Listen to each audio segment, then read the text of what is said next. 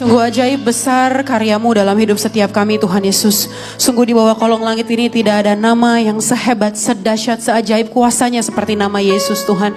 Dan kami dengan bangga menyatakan kami sungguh bangga Tuhan Yesus. Kami boleh memanggil Engkau dengan sebutan Aba ya Bapa. Kami sungguh bangga Tuhan bahwa kuasa yang besar itu hidup dalam setiap kami. Kuasa yang mengalahkan maut, kuasa yang membangkitkan Yesus dari maut hidup dalam setiap kami. Terima kasih Tuhan Yesus buat anugerah-Mu, buat kebaikan-Mu dalam hidup kami Tuhan. Itulah sebabnya Tuhan Yesus kami datang berkumpul Tuhan di minggu Paskah ini Tuhan Yesus, di minggu kebangkitan ini Tuhan, berkumpul di tempat ini untuk merayakan kemenangan yang Kau sediakan bagi setiap kami Tuhan Yesus. Berkenanlah Engkau Tuhan menerima pujian, penyembahan, sorak-sorai umat-Mu Tuhan Yesus. Setiap nada-nada sukacita kami Tuhan Yesus, biarlah boleh menjadi persembahan yang harum dan berkenan kepadamu Tuhan. Kini Tuhan Yesus berkenanlah Engkau menyempurnakan sukacita kami dengan berbicara bagi setiap kami di tempat ini Tuhan Yesus. Urapi lidah bibir hamba-Mu Tuhan, biar bukan dengan hikmat hamba sebagai manusia hamba berkata-kata, tapi biar Roh Kudus sendiri yang menerjemahkan isi hatinya Tuhan kepada setiap jemaat-Mu di tempat ini. Biar sungguh Tuhan apa yang hamba-Mu ucapkan sungguh hanya firman yang murni. Biar apa yang hamba-Mu perkatakan, apa yang diterima dimengerti oleh jemaat-Mu, tepat sama seperti apa yang Tuhan maksudkan untuk disampaikan. Kami mengundang hadirat Ruang Maha Kudus memenuhi tempat ini. Kami mengundang Roh-Mu yang kudus menguasai hati, jiwa, dan pikiran kami. Terpujilah nama-Mu Tuhan, kekal sampai selama-lamanya. Di dalam satu nama yang penuh kuasa, dalam nama Tuhan Yesus Kristus. Kerinduanku Bekasi, sama-sama dengan bangga kita katakan amin. Berikan sekali lagi tepuk tangan kemuliaan buat Tuhan kita. Silakan duduk kembali Bapak Ibu Saudara sekalian kasih oleh Tuhan Yesus.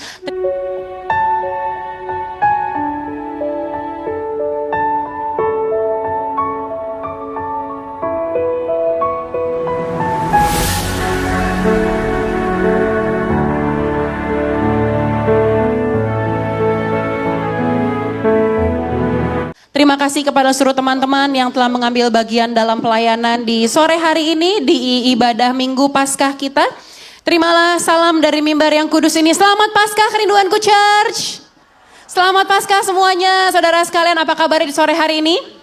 Luar biasa, mantap, puji Tuhan. Kita sampai masuk di minggu yang pertama di bulan April. Artinya tema yang baru, pengajaran yang baru dengan topik yang baru di gereja kita. Sekaligus merupakan adalah Minggu Paskah, Minggu kebangkitan Tuhan Yesus. Kita merayakan Tuhan Yesus tidak hanya mati tapi juga bangkit, amin.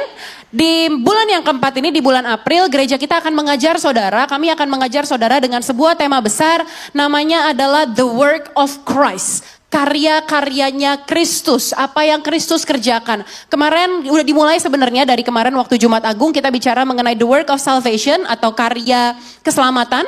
Minggu ini, minggu yang pertama, di sekaligus juga Minggu Paskah, kita akan berbicara mengenai The Work of Victory, karya kemenangan. Minggu depan kita bicara mengenai the work of redemption, karya penebusan. Kemudian di minggu yang ketiga kita akan sama-sama belajar mengenai the work of hope, karya pengharapan. Dan minggu terakhir kita bicara mengenai the work of reconciliation, karya pendamaian. Pendamaian antara kita manusia dengan Allah. Karya-karya yang Kristus kerjakan buat setiap kita. Dan kalau dari sini berarti minggu yang pertama kita bahas mengenai the work of victory. Maka dari itu saya beri judul dalam khotbah saya, Resurrection Sunday, Stop Living Like You're Lost. Berhenti hidup seolah-olah kamu kalah, seolah-olah kamu orang yang kalah. Saudara sepakat gak sama saya kalau saya katakan adalah bahwa 3 hari yang kemarin ini, terutama juga dari malam Getsemani. Siapa yang datang ibadah malam Getsemani kemarin di atas? Puji nama Tuhan. Rangkaian acara tersebut, rangkaian ibadah tersebut merupakan satu rangkaian yang sangat core, yang sangat inti dari iman kekristenan kita. Amin. Kebangkitan, hari kebangkitan, momen peristiwa kebangkitan Yesus dari kematiannya adalah momen yang sangat indah buat iman kekristenan. Kenapa? Karena kalau Yesus gak bangkit, sia-sia ibadah kita semuanya. Kalau Yesus gak bangkit, kita gak ada hari ini. Kalau Yesus gak bangkit, saya akan bilang sama saudara, ngapain capek-capek di sini, mendingan main aja keluar, nonton bioskop aja di atas. Kalau Yesus gak bangkit. Tapi saya percaya saudara semua datang hari ini, ibadah hari ini, karena kita semua sama-sama percaya, gak ada keraguan sedikit pun bahwa Yesus bangkit. Amin. Ada yang ragu Yesus bangkit? Ada yang ikut-ikutan kayak di Alkitab yang bilang, enggak itu mayatnya dicuri. Oh enggak, sebenarnya Yesus enggak mati, yang mati tuh Yudas. Yesusnya pergi. Ada yang bilang sebelum disalib Yesusnya terangkat. Jadi yang mati bukan Yesus. Terserah deh ngomong apa, tapi yang saya percaya, Yesus mati dan bangkit. Amin. Yesus mati dan bangkit. Kalau Yesus cuma mati, dia cuma jadi tokoh dunia yang inspiring aja gitu.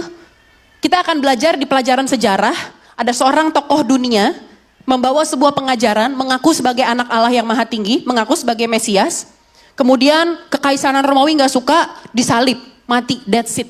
Udah, kita cuma sampai di situ doang, titik sampai di situ. Tapi karena kita percaya Yesus bangkit dari kematian, makanya kita merayakan Paskah. Dari tadi rundown lagu kita, susunan lagu pujian penyembahan, kita bicara mengenai kemenangan. Bicara mengenai kemenangan oleh darah anak domba, oleh kesaksian kita. Iblis dikalahkan, kuasanya dihancurkan. Bicara mengenai kemenangan. Tapi gini, sering kali kita orang-orang Kristen, kita sih percaya sih Yesus bangkit sih. Tapi kita hidupnya kayak orang kalah gitu loh. Kita tuh kayak gak percaya bahwa kemenangan itu sudah dia kerjakan dan kita hidup di dalam kemenangan itu. Ada gap antara apa yang kita percaya dengan kenyataan hidup kita. Ada gap, percaya kok oleh bilur-bilurnya, saya sudah sembuh, saya sembuh. Tapi kenyataannya saya masih harus kemoterapi tiap minggu, Pastor. Iya, firman Tuhan bilang penderitaan kita lah yang dipikulnya. Tapi kenyataannya mama saya masih cuci darah, Pastor, tiap 3 hari sekali. Ada gap antara iman kita, ada gap antara apa yang kita percaya sama kenyataan hidup kita. Orang Kristen percaya Yesus bangkit, tapi hidupnya masih kayak Yesus belum bangkit. Masih kalah sama kebiasaan yang lama, masih muter di dosanya itu lagi. Masih muter di gagalnya itu lagi, dan kacaunya terbiasa. Menganggap itu sebuah kewajaran. Dan malahan mengklaim, ya namanya juga manusia lah. Ya gimana abisnya? Abis suami saya begini, udah gitu nyalahin orang lain lagi.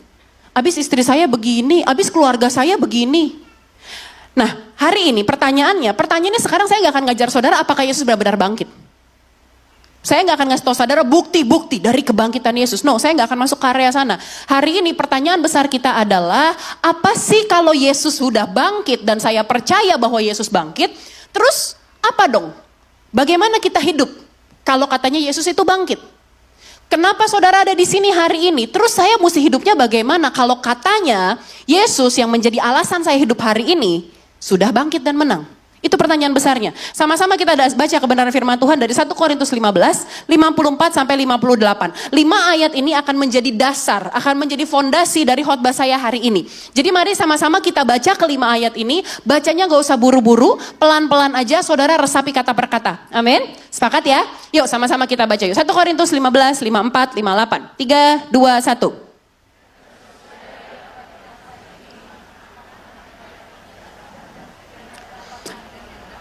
Mengenakan yang tidak dapat mati, maka akan genaplah firman Tuhan yang tertulis dengan lantang katakan, maut telah ditelan dalam kemenangan. 55, hai maut, di manakah kemenanganmu? Hai maut, di manakah sengatmu? 56, sengat maut ialah dosa dan kuasa dosa ialah hukum Taurat. 57, tetapi syukur kepada Allah yang telah memberikan kepada kita kemenangan oleh Yesus Kristus Tuhan kita. 58. Karena itu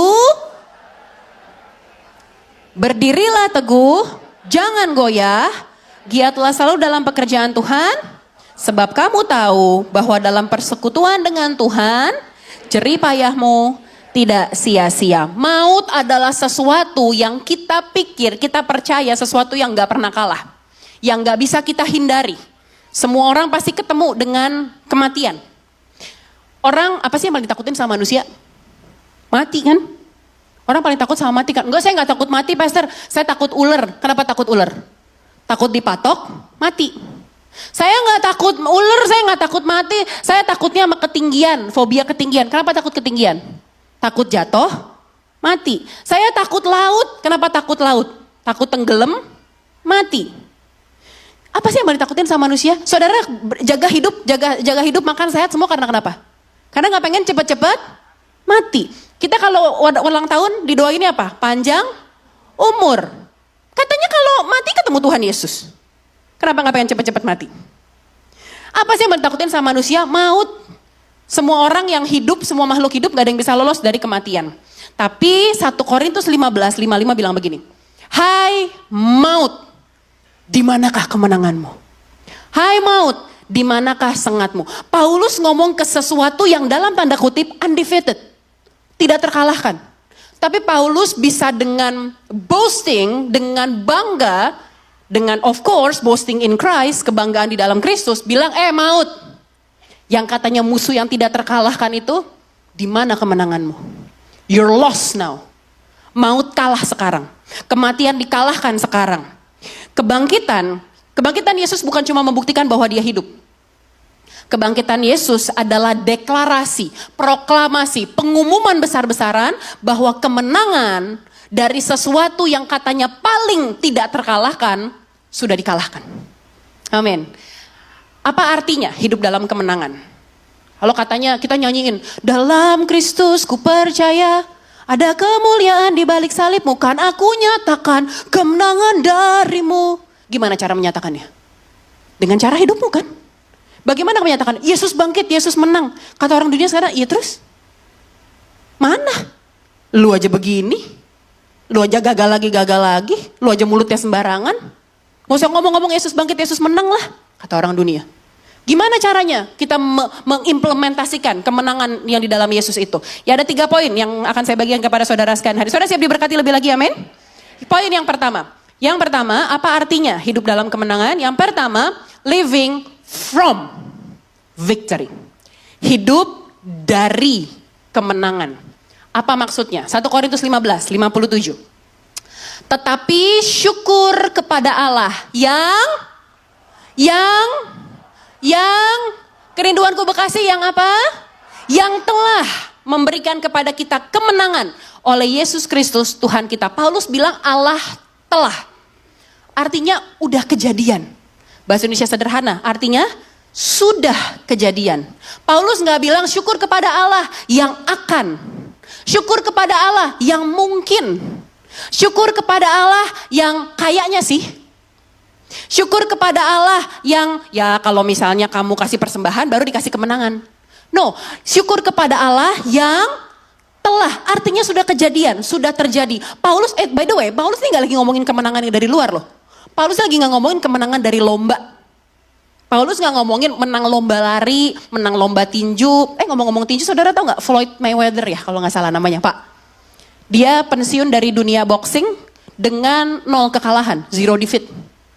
Jadi ketika pertandingan ke-50, jadi menangnya 50-0, dia kemenangan yang ke-50 dia pensiun.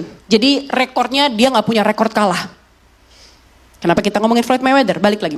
Apa tadi? Bukan ngomongin menang lomba, menang kompetisi, tapi menang yang dari dalam. Menang atas apa? Menang atas kuasa dosa. The power of sin. Apa itu the power of sin? Nanti saya akan bahas di poin berikutnya mengenai kuasa dosa ini. Gini loh, it's no good to win in every other area in your life if there's no victory over sin in your life. Gak ada artinya, gak ada gunanya kamu menang di dalam pekerjaan, menang di sekolah, menang di kesehatan, mungkin ototmu banyak, fatmu cuma 2%, kurus banget tuh, kering banget. Tapi kamu gak bisa menang lawan dosa. Tapi kamu hidupnya diperbudak sama dosa. Tapi kamu mentalnya mental orang kalah. Oh kalau di sekolah sih pinter. Oh kalau di kantor sih employee of the month. Oh kalau di gereja sih servant of the month, best servant. Tapi matanya tuh mata orang kalah. Saudara pernah ketemu gak sih sama orang yang kayaknya tuh keren gitu ya. Tapi kalau kita ajak ngomong, kita tahu kayaknya ada sesuatu sama ini orang deh. Kayaknya ada gak beres deh sama ini orang deh. Gak pernah? Gak ngerti apa bedanya? Ada kayak dari matanya tuh mata orang kalah gitu. Yang kayak udah nyerah sama keadaan, pasrah sama keadaan.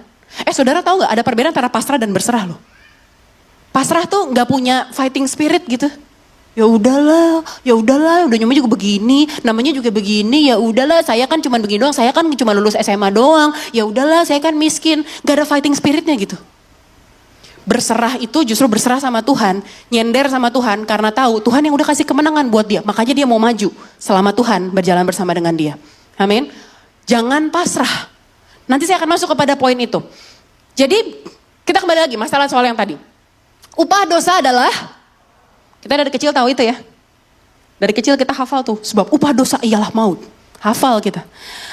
Artinya, kemarin di Jumat Agung saya katakan, artinya kalau upah dosa adalah maut, kalau kita berbuat dosa, kita harus bayar. Bayarnya dengan kematian. Satu dosa harus dibayar dengan kematian, dengan maut. Upah dosa adalah maut. Nah, maut ketika Yesus tergantung di atas kayu salib. Yesus bilang, "It is finished." Lalu dia menyerahkan nyawanya. Di hari Sabtu kemarin, Yesus turun ke alam maut. Ngambil kunci jurang maut, ngambil kuncinya dan bangkit kembali dari maut.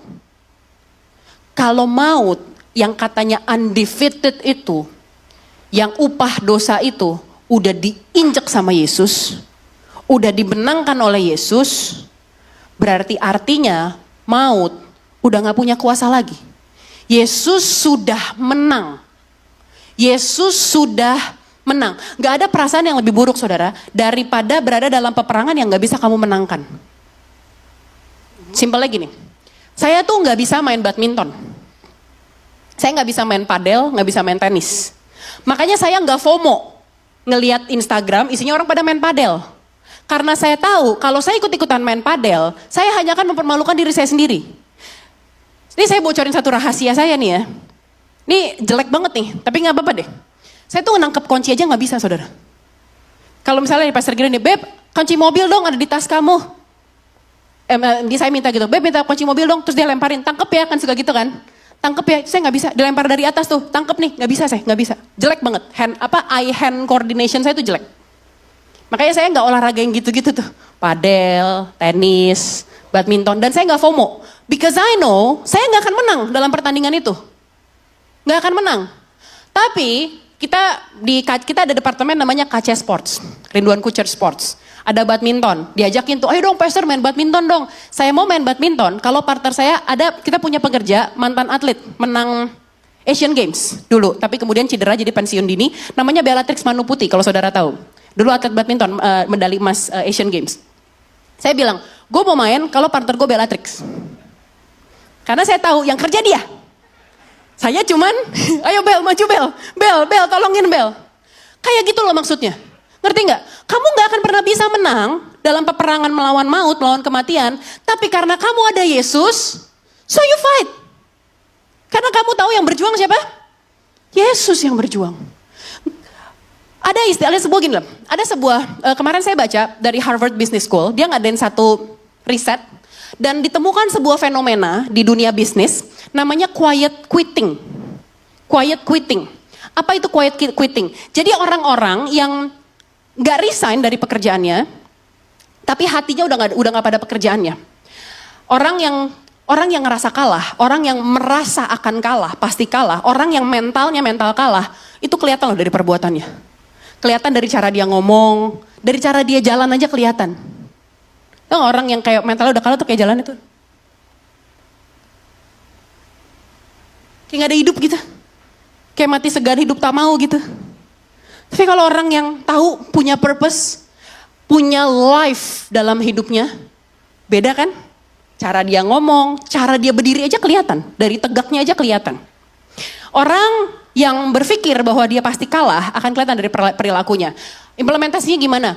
Orang yang kerja di kantor, ngerasa gak dihargain, ngerasa bukan siapa-siapa, underpaid lagi, gajinya di bawah UMR. Lalu mereka nih, orang-orang kayak gini akan datang ke kantor, kalau absen itu kantor jam 9, dia datang 8.59. 1 menit sebelum telat. Dan akan pulang 17.01. Menit pertama boleh pulang, akan pulang. Gak ada ceritanya tuh, mau ngerjain ini tuh segala macam. Jadi kayak badannya doang yang ada, nyawanya udah gak ada gitu. Atau orang yang gak jadi ateis sih, gak berniat ateis juga, gak berniat pindah agama juga, enggak. Tapi diceritain tentang Yesus, cuma kupingnya doang denger, tapi imannya gak works. Yang doa, terakhir doa pas di sekolah minggu, ayat yang dia tahu cuman Yohanes 3:16. Itu juga karena kebetulan ayat hafalan dari sekolah minggu. Alkitab gak pernah dibuka, udah berdebu. Alkitab di mana aja gak tahu. Tahu orang kayak gitu? Lo mau pindah agama ya? Enggak, gue Kristen kok. Enggak, Yesus satu-satunya jalan kebenaran dan hidup kok. Tapi imannya mati. Imannya gak hidup. Atau nggak cerai sih, nggak cerai, nggak. Tahu kok, nggak boleh cerai. Tahu kok udah persatukan Allah, nggak boleh dipisahkan manusia kok. Tapi ya udah di rumah lulu gua. Tadi ketawa, sekarang mulai diem. Tidur udah sendiri-sendiri. Kalau ngomong suami istri via anak. Saya pernah loh layanin ada seorang anak muda cerita gitu. Pastor saya bingung, saya masalah keluarga. Papa mama saya nggak cerai ada di rumah, tapi kalau ngomong via saya, padahal satu ruangan. Papa saya lagi nonton di sini, mama saya di dapur nggak ada tembok ya pastor. Tanyain tuh sama bapak lu mau makan apa? Pak kata mau makan apa? Padahal denger. Emang dia masak apa? Mama masak apa? Ya ngomong aja mau apa biar dibeliin. Pak bilang aja katanya Pak. Gimana sih malu? Heran dah gua. Tapi kedengeran tuh. Tapi ngomong mesti via anak. Cerai nggak? Enggak. Quiet quitting. Badannya ada, hatinya udah nggak ada. Karena ngerasa udah, gue udah nggak mau perjuangin pernikahan ini. Gue udah nggak mau perjuangin hubungan ini. Gue udah nggak mau perjuangin pelayanan ini. Gue udah gak mau perjuangin masa depan gue. Udah kelar, udah done, udah hancur, udah habis. Mentalnya kalah. Dia berpikir sudah kalah. Padahal God gives us victory. Padahal Tuhan memberikan kemenangan. Kita kan setiap hari bangun tidur sebenarnya dengan pertanyaan. Saya bakal menang gak hari ini? Kalau menang hari ini, lolos bangun besok pagi. Bener gak? Setiap pagi kita bangun dengan pertanyaan, apakah saya akan lolos hari ini? Masih kuat gak datang ke kantor? Masih kuat gak ngadepin kemacetan? Masih kuat gak dimaki bos di kantor? Masih kuat gak dikonsum sama hubungan yang gak sehat? Masih kuat gak bertahan dalam pernikahan ini, berjuang, berdoa untuk suami yang gak pulang-pulang? Kita semua setiap hari in a battle. Dan kita selalu mempertanyakan, apakah saya akan menang hari ini? Kabar baiknya buat saudara sekalian, God gives us victory. Amin.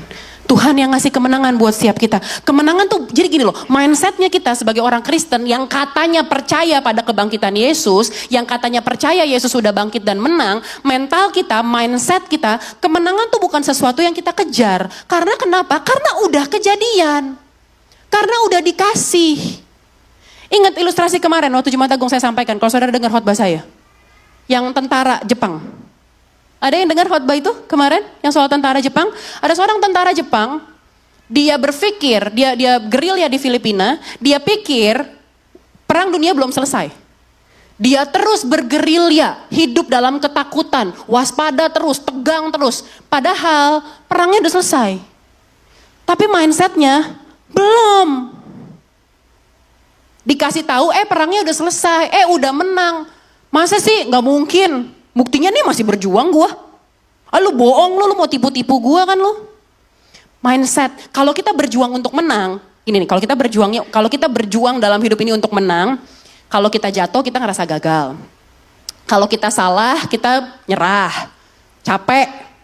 Udahlah, capek. Udahlah, cerai aja. Udahlah, gini-gini aja cukup lah, mediocre aja cukup lah. Tapi kalau kita berjuang karena kita tahu kita sudah menang, sekalipun ada tantangan, sekalipun ada masalah, you know it's not the end. Karena pada kenyataannya ketika Yesus mati, bukankah murid-murid berpikir it's the end? Coba deh saudara pikir deh, kalau kita cosplay 2000 tahun yang lalu. Kemarin saya ngobrol sama teman pendeta, gue mau tanya deh, kalau cosplay 2000 tahun yang lalu, lu di Yerusalem jadi siapa? Pastor Binsar bilang, gue jadi Yohanes setia ikut Yesus di bawah kaki salib. Gak mungkin. Lu pasti yang kabur duluan lu. Tawa-ketawa gitu. Coba kalau saudara cosplay, pikir 2000 tahun yang lalu. Misalnya pun saudara pada saat itu orang yang mengikuti Yesus. Yang dengerin khotbahnya, yang percaya dia adalah Tuhan. Bukankah ketika melihat kenyataan bahwa Yesus mati kau pikir Resdian? Mana nih? Kirain dia Mesias yang bakal menyelamatkan kita. Mati ternyata. Di sidang lu diadilin depan orang-orang ngomong kayak diem aja. Ditanyain sama Pilatus jawab kayak. Apa kayak waktu disiksa hancurin kayak wah berorgolnya gitu. Keren kan kayak nonton Avengers. Diam aja. Dibawa, diikat, dirantai, jalan, diam aja. Kenapa sih? Coba saudara pikir. Bukankah kamu pikir itu insiden?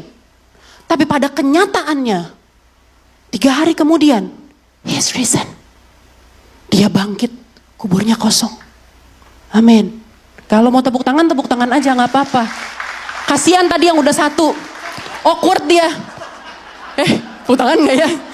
Kasihan temenin. Solidaritas. It's not the end. Sekalipun ada tantangan, sekalipun kesannya gelap, it's not the end. Kalau sekarang hidupmu hari Jumat, percayalah hari Minggu akan datang. Amin. Yang kedua, refusing to live under the power of sin. Menolak untuk hidup di bawah kuasa dosa.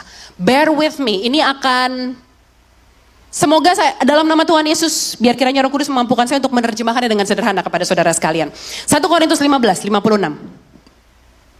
Sengat maut ialah dosa, dan kuasa dosa ialah hukum Taurat. Kalau kita bedah ayatnya kelihatannya sederhana, cuman berapa kata gitu. Maut itu adalah hasil akhirnya. Maut adalah outcome-nya, hasilnya. Hasil dari apa? Dari dosa. Dosa itu sengatnya yang membunuh. Sengat yang membunuh itu namanya dosa.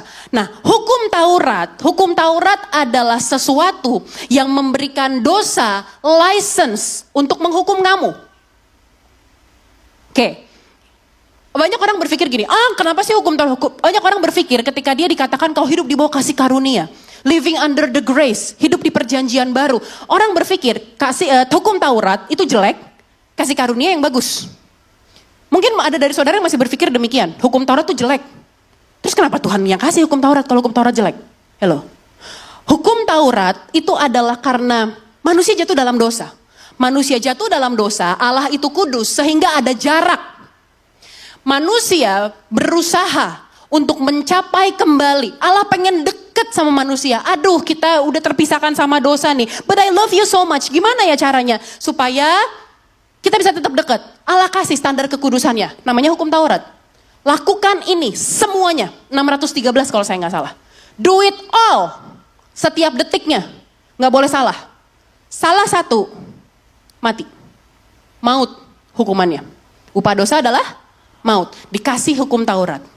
Tapi yang namanya hukum kan ada konsekuensinya, right? Yang namanya hukum kalau dilanggar ada konsekuensinya, ada ganjarannya. Jadi hukum Taurat itu bukan jelek, tapi hukum Taurat itu ngasih license. Oh, lu langgar nih yang nomor 312, ganjarannya A, B, C, D, E. Hukum Taurat memberikan license untuk dosa menghukum kamu. Sampai sini nangkep maksudnya ya.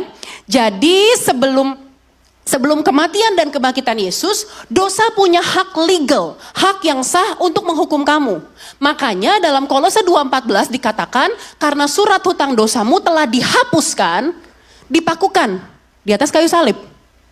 Surat hutang, setiap kali kita berbuat dosa kita punya utang. Utangnya maut, kematian. Kalau kita makan di luar, dikasih receipt, dikasih bonnya, harus bayar. Nah, surat hutang itu, bill-nya itu udah beres, ditaruh di atas kayu salib. Paid, lunas. Karena Yesus mati dan bangkit. Upah dosa maut. Yesus masuk ke alam maut, mengalahkan maut, bangkit. Maut gak bisa menguasai Yesus. Yesus bangkit, Yesus menang. Makanya Paulus di ayat 57 dengan bangga bilang, hai maut, di manakah sengatmu? Karena Paulus tahu bahwa dosa gak punya apa-apa lagi buat berkuasa dalam hidup kita.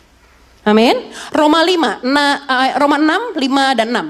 Sebab kita telah menjadi satu dengan apa yang sama dengan kematiannya, kita juga akan menjadi satu dengan apa yang sama dengan kebangkitannya. Karena kita tahu bahwa manusia lama kita telah turut disalibkan, supaya tubuh dosa kita hilang kuasanya. Baca sama-sama, 3, 2, 1. Agar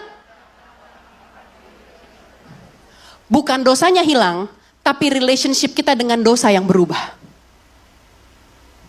Bukan dosanya hilang, tapi relationship kita dengan dosa yang berubah. Tadinya dosa di atas kita. Kita menghambakan diri kepada dosa.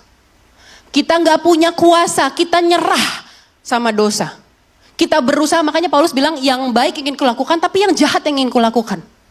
Karena daging ini nih, tubuh manusia ini nih, tubuh berdosa ini, sinful nature ini nih. Kita tunduk di bawah kuasa dosa. Karena Yesus mati, bangkit, bayar dosa kita, bayar hutang dosa kita, beresin semuanya, mengalahkan maut, Yesus bangkit, maut tidak dapat menguasai dia lagi. Maka dari itu kita berubah relationship-nya. Yang tadinya dosa itu tuannya kita, bosnya kita manut aja, siap bos, baik bos, oke pak, noted, sama emoticon. Tadinya kita kayak gitu sama dosa, karena kita tahu Yesus bangkit, Yesus tebus kita, pindah. Bosmu bukan lagi dosa, bosmu namanya Yesus. Jadi kamu gak tunduk lagi sama kuasa dosa. Jadi sekarang kamu bisa bilang tidak pada dosa. Amin. Sekarang ketika godaan datang, rayuan-rayuan maut itu datang, kamu bisa bilang stop. Shh. Karena dia bukan Tuhanmu lagi, dia bukan bosmu lagi. You have the power to say no to sin. Kamu punya kuasa untuk bilang enggak sama dosa. Makanya jadi jangan berpikir bahwa gitu loh, jangan jadiin pengampunan sebagai validasimu untuk berbuat dosa. Banyak orang, saya gak mau bilang anak-anak muda deh, banyak orang tua juga begitu soalnya. Banyak orang mengatasnamakan pengampunan sebagai justifikasi dari dosanya dia. Berpikir bahwa ya kamu tahu sih kamu bisa menang dari kebiasaan buruk ini. Bisa kok, saya bisa kok harusnya. Saya bisa kok harusnya gak kecentilan sama sekretaris saya, bisa kok harusnya. Saya tahu kok, saya harusnya bisa kok masih memperjuangkan pernikahan ini, bisa kok. Saya tahu kok saya harus ngapain, saya istri, saya harus tunduk, saya harus melayani suami, saya harus doain dia, saya tahu kok.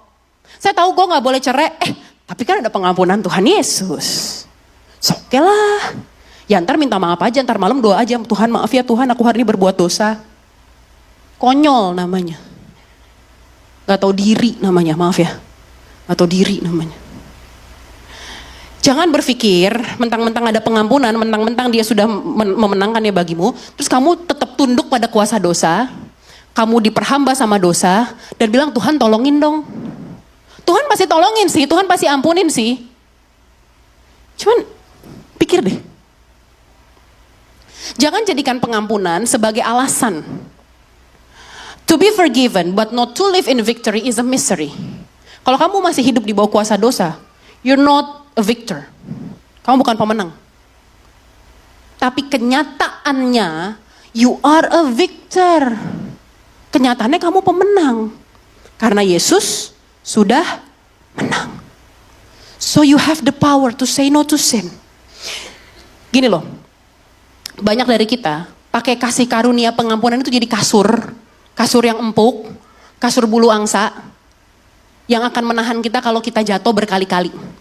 Jatuh iya, tapi jatuh berkali-kali, terus betah, terus malah tidur di situ, konyol namanya. Kasih karunianya tidak diberikan untuk kamu berkutat di lubang yang sama.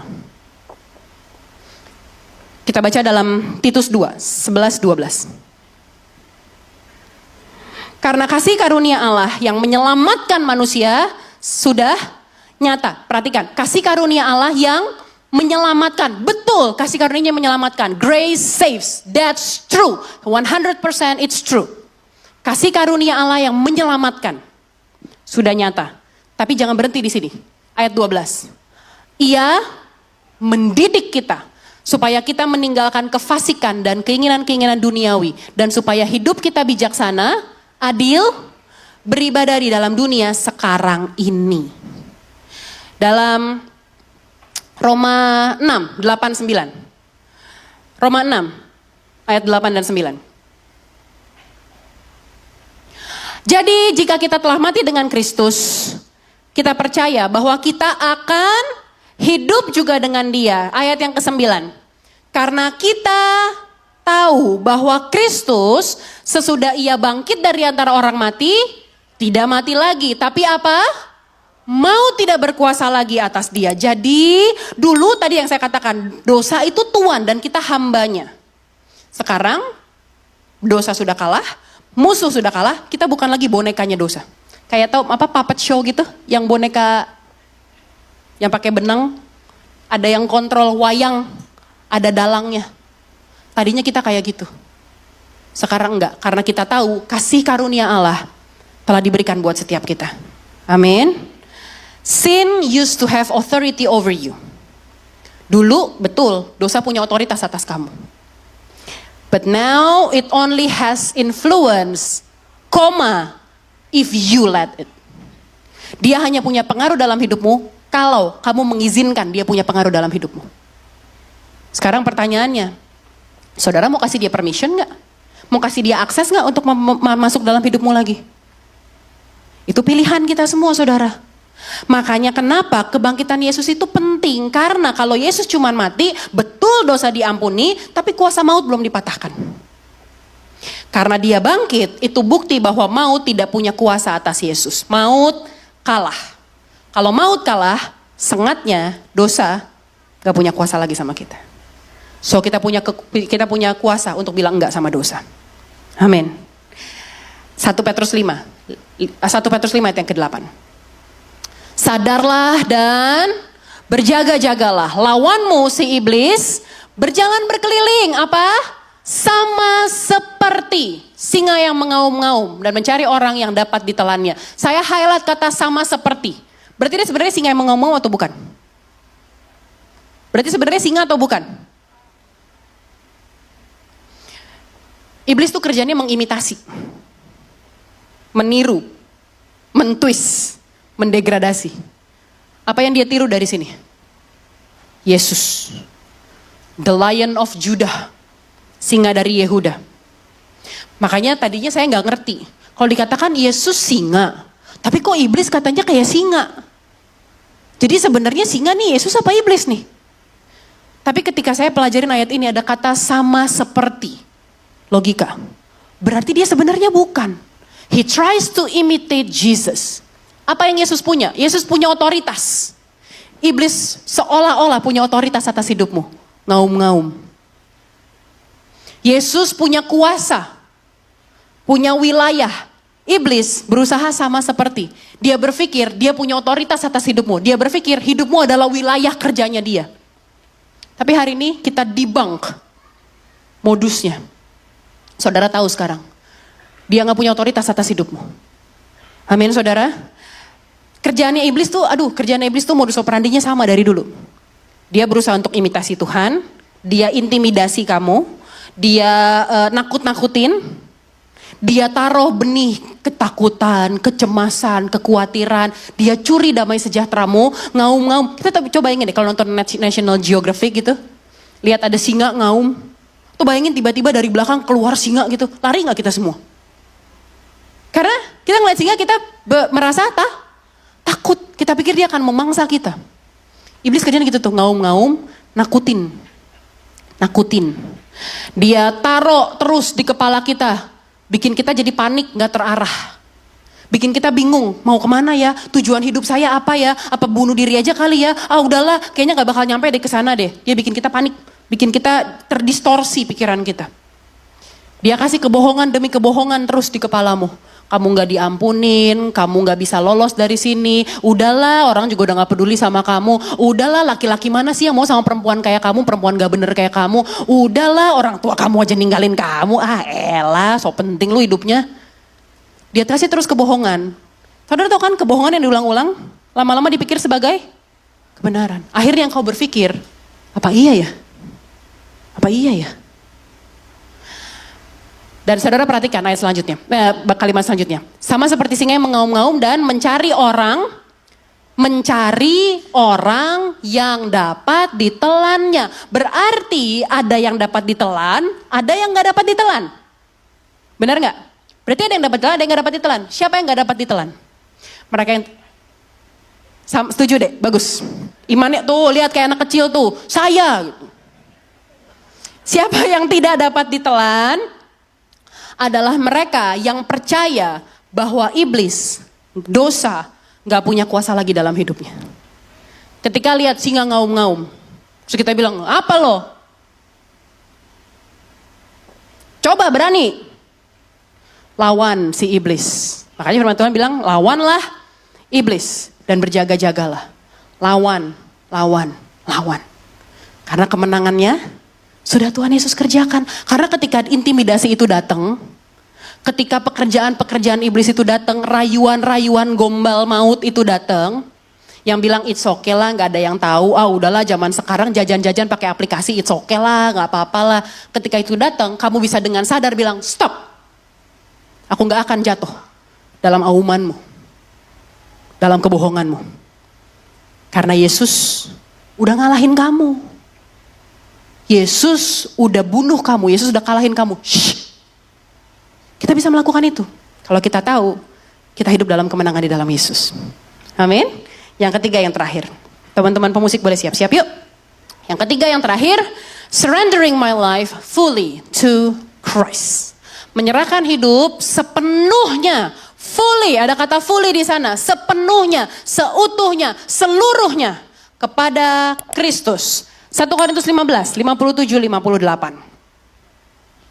Tetapi syukur kepada Allah yang telah memberikan kita kemenangan oleh Yesus Kristus Tuhan kita. 58. Karena itu, saudara-saudaraku yang kekasih, berdirilah teguh, jangan goyah, giatlah selalu dalam pekerjaan Tuhan. Sebab kamu tahu bahwa dalam persekutuan dengan Tuhan, jerih payahmu tidak sia-sia. Saudara perhatikan, ayat 58 diawali dengan kata karena itu. Berarti ayat 58 adalah akibat, adalah respon dari ayat 57. Ayat 57 bilang Allah telah memberikan kemenangan oleh Yesus Kristus, Tuhan kita. Makanya, that's why stand firm. Jangan goyah. Giatlah selalu dalam pekerjaan Tuhan. Bersekutu terus dalam Tuhan. Itu responnya. Yesusnya udah menang. Nah sekarang pertanyaannya, kita mau menyerahkan hidup kita sepenuhnya dalam kemenangan itu enggak? Anggap lagi nih. Let's say misalnya Indonesia menang Piala Dunia. Saya tahu emang saudara gak akan merespon sih. Kayak mungkin masih hidup gak gue ya pas itu kejadian gitu. Anggaplah Indonesia menang Piala Dunia. Yang bertahun-tahun latihan siapa? Siapa? Pemainnya. Yang cedera-cedera siapa? Mainnya. Yang susah payah jaga makan, bangun pagi-pagi, keringetan, gak punya waktu buat nongkrong, jaga badan, siapa? Pemainnya. Yang bertanding, pergi ke luar negeri, latihan dingin-dingin, mungkin luar negeri lagi dingin, dia tetap latihan, paksain fisiknya kuat. Yang berjuang rebutan satu bola, ngelawan 22 orang, pemainnya. Tapi ketika pemainnya angkat trofi, yang menang siapa? Satu Indonesia. Terus kita bilang, kita menang loh. Kata mainnya lu nonton doang, komentar doang. Kita, enak aja lo kita. Tapi kenapa kita bisa bilang kita menang? Indonesia menang. Kita ikutan terharu kan. Indonesia tanah airku, nangis gitu kan, haru. Kenapa kita bisa ikut merayakan kemenangan itu? Dan kita keluar dengan bangga, weh Indonesia menang weh. Kenapa? Karena engkau berada di bawah otoritas Negara Kesatuan Republik Indonesia. Karena engkau punya paspor hijau, warga negara Indonesia. Karena kamu tahu di darahmu, tumpah darahmu Indonesia. Jadi gimana caranya kita bisa ikut dalam kemenangannya Yesus? Hidup di bawah otoritasnya Yesus. Baru kemenangan itu fully yours. Kalau kamu serahkan hidupmu di bawah otoritasnya Yesus, di bawah pemerintahannya Yesus, yang sudah bangkit dan menang, naik ke sorga, duduk di sebelah kanan Allah, memerintah sampai selama-lamanya. Baru we can proclaim kemenangan yang daripadanya. Hidup sebagai orang yang menang. Roma 6 ayat 13 bilang gini. Dan janganlah kamu menyerahkan anggota-anggota tubuhmu kepada dosa untuk dipakai sebagai senjata kelaliman. Tetapi serahkanlah dirimu kepada Allah sebagai orang-orang yang dahulu mati tapi sekarang hidup. Dan serahkanlah anggota-anggota tubuhmu kepada Allah untuk menjadi senjata-senjata kebenaran. Dulu, gak apa-apa kalau mau mulainya dari hari ini, gak apa-apa. Kalau baru mau hari ini, sadar. Mulai hari ini Tuhan, aku komitmen, aku serahkan hidupku padamu. Di bawah otoritasnya Tuhan, di dalam tangannya Tuhan, sepenuhnya, gak apa-apa. Kalau dulu, seluruh organ tubuh kita nih, anggota tubuh kita nih, pikiran kita pakai buat mikir yang enggak. Pikiran kita pakai buat jatuh, gimana caranya bales dia ya, gimana caranya ngejelekin dia ya. Pikiran kita pakai untuk curiga sama orang, bahkan untuk curiga sama Tuhan, bahkan untuk meragukan kuasanya, bahkan untuk meragukan kasih setianya. Kalau dulu matamu kamu pakai buat ngelirikin perempuan lain, kalau dulu matamu kamu pakai buat browsing situs yang enggak. Kalau dulu mulutmu kamu pakai buat maki istri, buat maki anak, buat bohong. Kalau dulu tanganmu kamu pakai buat perzinahan, buat percabulan. Kalau dulu tanganmu kamu pakai buat install aplikasi-aplikasi dating padahal udah punya keluarga. Kalau dulu tanganmu kamu pakai buat curi, buat naikin harga, buat manipulasi angka dalam laporan keuanganmu. Kalau dulu kakimu kamu pakai buat melangkah pulang gereja malah pergi nongkrong-nongkrong yang enggak. Pulang kantor bukannya pulang ke rumah malah pergi ke diskotik. Itu dulu. Sekarang yang itu udah mati, it's okay. Kalau mau mulai dari detik ini, it's okay. Tapi hari ini putuskan, serahkanlah anggota-anggota tubuhmu kepada Allah. Jadi senjata-senjata kebenaran. Pikiranmu sekarang isi sama firman Tuhan. Setiap kali iblis berusaha taruh benih ketakutan, keraguan, kekhawatiran, proklaim, ingat firman Tuhan ngomong apa. Ingat firman Tuhan ngomong apa? Tuhan adalah gembalaku, takkan kekurangan aku. Di dalam Tuhan gak akan meninggalkan aku, Tuhan gak akan melupakan aku. Ingat firman Tuhan bilang apa? Dia sudah bangkit dan menang. Ingat firman Tuhan bilang apa? Aku mengasihi kamu dengan kasih yang sempurna. Sekarang pikirin, sekarang pakai pikiranmu. Tuhan udah kasih aku talenta, aku bisa bikin apa ya supaya nama Tuhan dimuliakan melalui hidupku. Sekarang matamu pakai buat baca firman, buat ngelihat orang gak dengan tatapan lihat di tasnya, KW. Tapi pandang orang dengan belas kasihan. Kalau dulu mulutmu pakai buat maki istri, buat bohong, buat sumpah serapah doang yang keluar dari mulutnya. Ragunan, anggota tubuh, toilet. Sekarang pakai mulutmu untuk memuji Tuhan, untuk ceritain tentang Yesus, untuk puji anakmu. Sayang ajak ngedate istrimu. Ma thank you ya, makasih ya udah jadi istri yang baik selama ini. Aku ngucap syukur Tuhan kasih kamu buat aku. Kapan terakhir ngomong gitu? Pas kita bahas soal istri kan, 2 bulan yang lalu. Dari situ sampai sekarang, udah saya thank you lagi belum sama suami sama istri? Anak-anak udah saya thank you lagi belum sama orang tua? Udah telepon orang tuamu belum? Udah telepon belum? Papamu, selamat Paskah pa. Selamat Paskah mah. Ayo yang belum, jangan sekarang, ntar aja pulang gereja. Kita selesaiin dulu ibadahnya. Kalau dulu tanganmu buat aneh-aneh, sekarang tanganmu pakai buat pekerjaan Tuhan. Kakimu sekarang langkahkan untuk melayani Tuhan. Kemana Tuhan panggil, go. Serahkanlah anggota tubuhmu kepada Allah. Jadi senjata-senjata kebenaran. Victory is not experience where Christ is present. Victory is experience where Christ is Lord. Kemenangan itu kita dapetin bukan hanya ketika Yesus hadir. Nih di gereja Yesus hadir sekarang.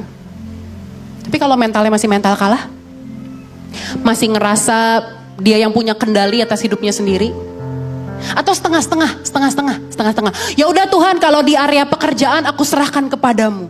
Aku percaya promosi datangnya dari Tuhan. Aku percaya talenta ini dari Tuhan. Tapi kalau soal relationship, jangan Tuhan. Aku cinta dia, aku mau dia. Dia ganteng, dia baik, dia kaya. Aku mau dia Tuhan. Kata Tuhan, enggak, betul dia baik, betul dia kaya, betul dia ganteng. Tapi dia kan suka pukulin kamu. Tapi dia kan pergi sama sahabat kamu. Diam-diam dari kamu kan. Bilangnya, kamu tidur kan? Bener, iya aku tidur sayang. Tahu-tahu dia pergi.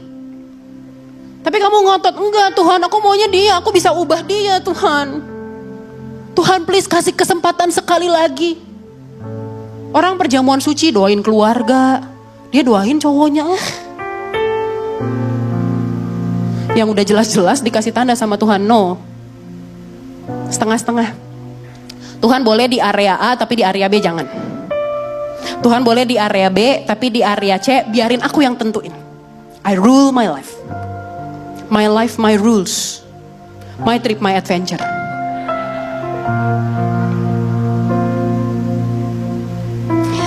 Mau gak berserah sepenuhnya sama Tuhan? Saudara jangan sedih, saya tuh nyiapin khotbah ini juga sakit loh. Sakit. Saya juga ditabukin duluan, ngomong doang loh. Ayo sebelum naik khotbah, ayo koreksi dulu, cek dulu. Buat orang-orang yang kontrol freak kayak saya, bawain khotbah ini gak enak saudara. Gak enak. Saya kayak dikasih checklist KPI untuk belajar berserah, berserah, berserah, berserah, berserah, berserah, berserah.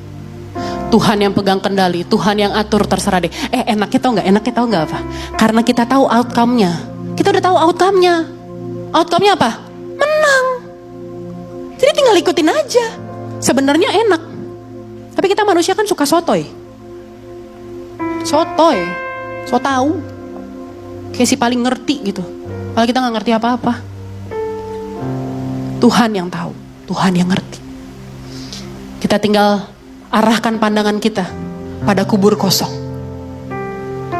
Pada salibnya, dia udah beresin dosa kita. Dia ampunin kita. Dia kasih kita kuasa untuk menang atas setan-setan. Untuk gak takut lagi sama kuasa gelap. Untuk bisa bilang enggak sama dosa. Dia kasih bukti, kuburnya kosong.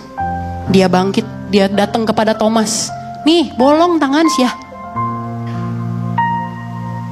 Tinggal jalan. Tahu. Makanya tadi saya katakan poin yang pertama, living from victory. Bukan living for victory. Karena kamu sudah menang. Mindsetnya yang mesti diganti nih, otak kita nih, mindsetnya yang mesti diganti.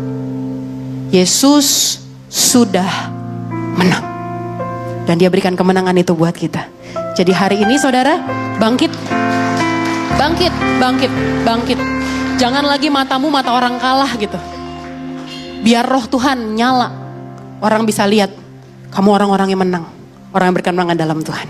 Sama-sama kita bangkit berdiri yuk. Kita mau naikkan sembah kita. Kita mau proklaim kemenangan yang udah Tuhan kerjakan buat setiap kita hari ini. Ku tidak takut,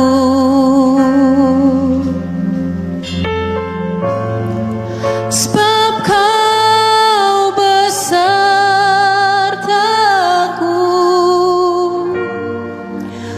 Ku tidak bimbang,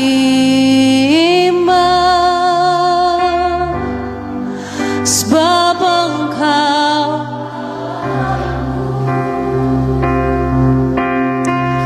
Come on, pemenang, victors, winners, come on, nyanyikan. Ya. Akan menolongku,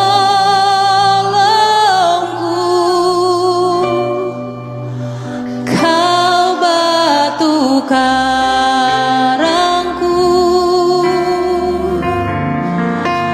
Yesus Tuhan. Kerinduanku Bekasi, dengan segenap imanmu katakan, Yesus memegangku.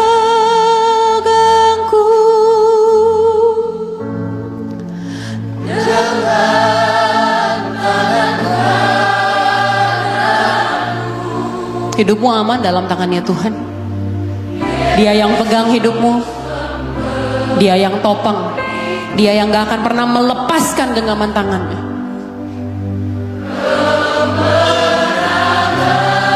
Amin. Yesus memegangku dengan tangan kanan.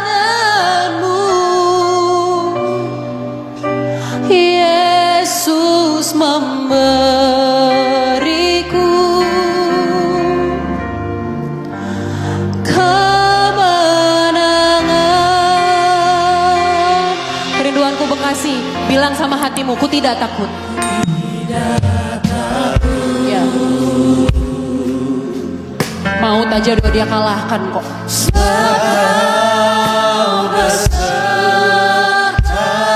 Yang paling ditakuti oleh manusia sudah dia kalahkan. Jangan takut lagi, jangan bimbang lagi, jangan goyah lagi langkah. Jangan berhenti, jangan nyerah, jangan nyerah. Maju, menang. Come on. Engkau meneguhkanku, bahkan menolongku. Kau batu karangku, Yesus Tuhan.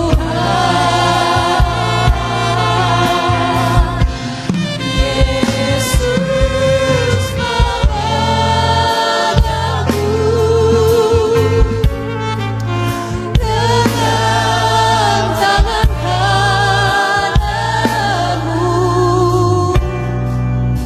Yesus memberiku kemenangan. Dengan segenap imanmu, Yesus memegangku dengan tangan kananmu. Yesus memberiku kemenangan. Angkat kedua tanganmu, katakan Yesus memegangku. Yesus memegangku dengan tangan kananmu. Yesus memberiku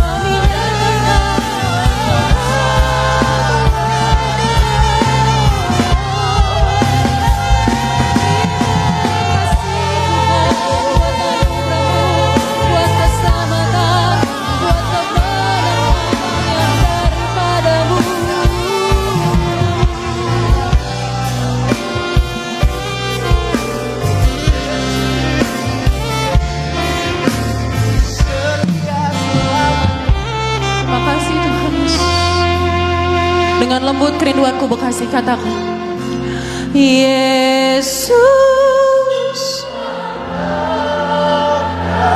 Jangan takut lagi Pak, jangan takut lagi Bu,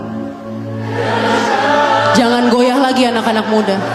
Jangan ragu lagi, Tuhan tolong gak ya, Tuhan sediain gak ya, Tuhan peduli gak ya, Tuhan sayang gak ya. Stop all the lies. Stop all the lies. Bilang enggak sama intimidasi iblis.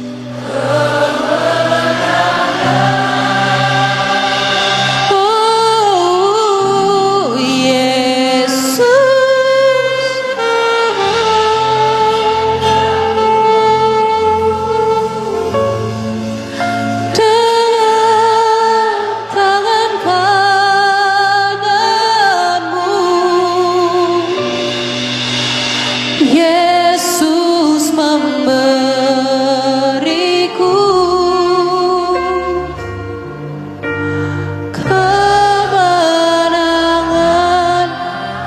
Dengan bangga bilang, Yesus memberiku kemenangan.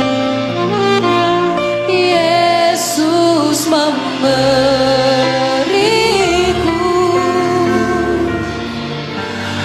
kemenangan.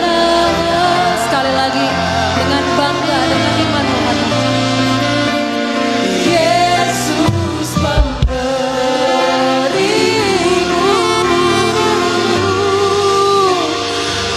kemenangan. Berikan tepuk tangan, sorak-sorai kemenangan.